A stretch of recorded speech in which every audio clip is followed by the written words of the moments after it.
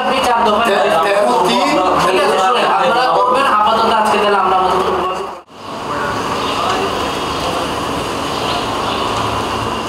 চট্টগ্রামের উত্তর কুলসি হাউজিং এস্টেটর 7 নং রোডত অবস্থিত বহুতল আবাসিক ভবন সেন্টমার লেভেন্ডার লনরে অগ্নি নিরাপত্তা পরিকল্পনা তথা ফায়ার সেফটি প্ল্যান ও জরুরি নির্গমন পথ বা ইমার্জেন্সি এক্সিট নতাহাই 50,000 টাকা জরিমানা গুজে ভ্রাম্যমাণ আদালত সেপ্টেম্বরের 10 তারিখ ফায়ার সার্ভিস ও সিভিল ডিফেন্স বিভাগের তত্ত্বাবধানে এই অভিযান পরিচালিত হয়। আপনি বলেন যে আমার এটা নাই এটা করব বলে হবে অলরেডি আপনি 4 দফায় অভিযোগ সূত্রে জানা গিয়ে অগ্নি প্রতিরোধ ও নির্বাপন আইন 2003 738 ধারা অনুযায়ী দেশত যে হন বহুতল আবাসিক ভবন নির্মাণের পূর্বে নকশা অনুমোদন বাধ্যতামূলক। একই সঙ্গে অগ্নি নিরাপত্তা ও জননিরাপত্তা নিশ্চিত করার লক্ষ্যে সংশ্লিষ্ট দপ্তরের অনুমোদন লন ফুরিব। কিন্তু সেন্টমার লেভেন্ডার লন কর্তৃপক্ষ আইন অমান্য করি ফায়ার সেফটি প্ল্যান ও ইমার্জেন্সি এক্সিট ছাড়াই ভবন নির্মাণ কার্যক্রম পরিচালনা করিয়েছিল। এটা আমাদের একটা নিয়মিত কার্যক্রমের অংশ।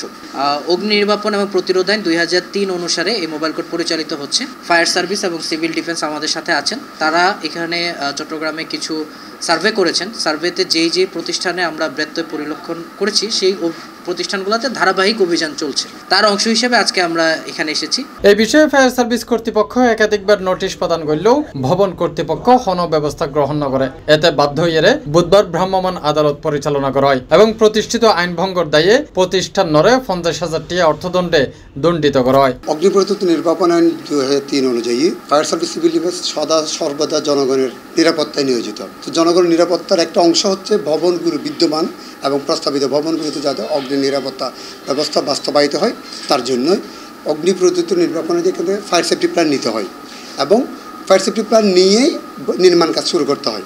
তো সেন্টমার লেভেন্ডার ভবনটি কোনো কারণে হয়তো তারা এই জিনিসটা নিতে পারলে তারা প্রক্রিয়া দিন হয়তো একটু সময় লাগতেছে, কিন্তু আমরা পাইনি। তো যার ফলশ্রুতিতে সর্বশেষ সচেতনতা সতর্কতা হিসাবে আমরা আজকে আইনি প্রক্রিয়া গিয়েছে। আইনি প্রক্রিয়া তাদেরকে সচেতনমূলক 50,000 টাকা জরিমানা করেছেন বিজ্ঞ আদালত। তবে সেন্টমার কর্তৃপক্ষের দাবি তারা সবকিছুই নিয়ম মাফিক আছে। ভবন পুরোপুরি নির্মাণের পূর্বেই বাকি আনুষঙ্গিক কাজ শেষ করা হইব।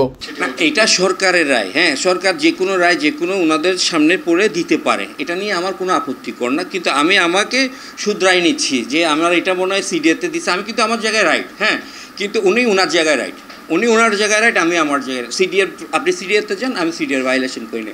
ফায়ারে আসেন, ফায়ারের সাথে সিডিআর মিল হচ্ছে না, তাহলে আমি যাব কোথায়? ক্ষতিগ্রস্ত তো আমি হচ্ছে। আমাকে সিডিআর যদি প্রথমেই না দিয়ে দিত, না তোমরা ফায়ার সার্ভিস ছাড়া আমরা এটা দেবো না।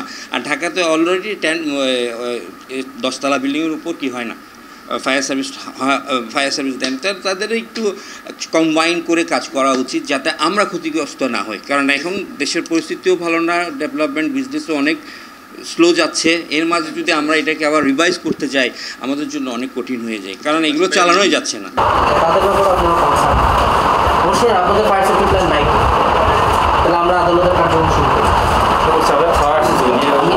Tafim Alamgir, C+ TV, Chittagong.